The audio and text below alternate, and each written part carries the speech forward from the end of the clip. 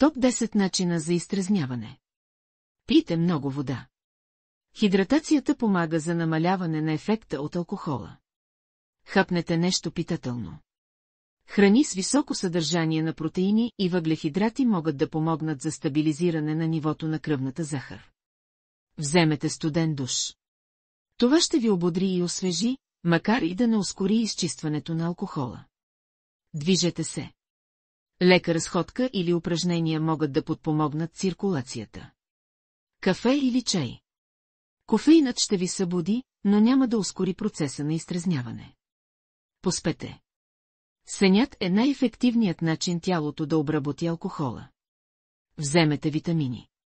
Витамин B и С могат да помогнат на организма да се възстанови.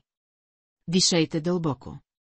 Повече кислород може да облегчи симптомите на алкохолна интоксикация. Избягвайте мазни храни след пиене. Въпреки че мазните храни могат да помогнат преди пиене, след това те могат да утежнят храносмилането.